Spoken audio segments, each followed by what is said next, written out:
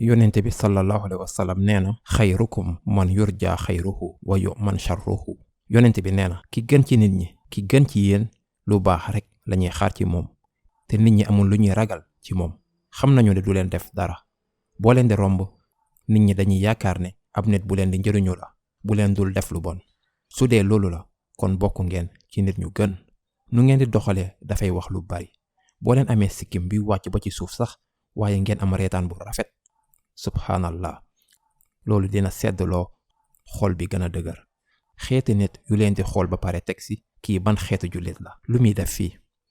yàlla nañu yàlla subhanahu wa taala yombalal. instant bi ngeen di ree rek yéen a ngi wane ne da ngeen bëgg ndimbal.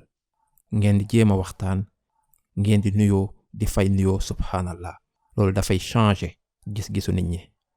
xeetu nit yooyu ngeen war a doon ambassadooru diine bi, ambassadooru yàlla ak yonenteem sallallahu alayhi wa sallam. xanaa nekkuñu ab xalifa ci kaw suuf, maanaam xanaa nekkuñu ab njaatige ci àdduna bi. xanaa ñëwuñu fi ngir def li ñu yàlla santaane, li yàlla bëgg. yàlla def ñu fee teg ak ay nit ñu bari, te li ñuy doxalee ak ñoom mooy wane nu ñu baaxee.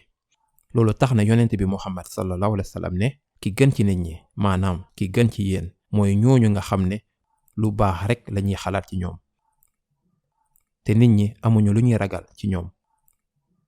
yonent bi sallallahu alayhi wa sallam wax na ci beneen xadis, mu ngi wax ci ku gën ci nit ñi, mu ni zul qalbil maxmuum, nit koo xam ne dafa am xol bu maxmuum, ak nit koo xam ne dafa am làmmiñ bu saadiq wal lisaanu saadiq, làmmiñ bi wax dëgg. kon saxaba yi àndandoo yi radiyallahu anhum laajte lan mooy al qalbul maxmuum, ndax al lisaanu saadiq loolu xam nañ ko, làmmiñ bi wax dëgg, bu dul fen, du wax lu ñaaw, wax bu amul, du tas yaakaar, du wax lu mu fekkeewul, kon xam nañ loolu. waaye lan mooy al qalbul maxmuum? xam ngeen lu mu wax? mu ni loolu mooy at taqiyi an naqiyi, mooy xol bi nga xam ne dafay fàttaliku yàlla, mooy xol bi set wecc, xol boo xam ne amul benn bàkkaar, soxor wala ñee nit. boo leen raxasee seen xol ci ñee nit ak ci ngeen ci benn niveau bu kawe sax, ñaata ci ñun ñoo mën a wax ñeewuma kenn? liggéey leen ci seen bokk, sama mbokk yi, liggéey leen bu baax. soo leen gisee kenn mu yor lu ngeen amul, sant leen yàlla ci li ngeen am.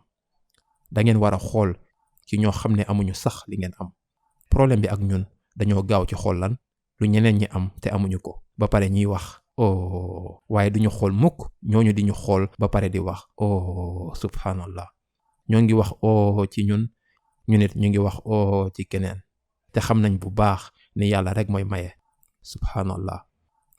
yàlla nañu yàlla yombalal, yàlla nañu yàlla subhanahu wa taala ubbil buntu yi te boole ñu ci ñooñu di sant ay xéwalam sunu kaw.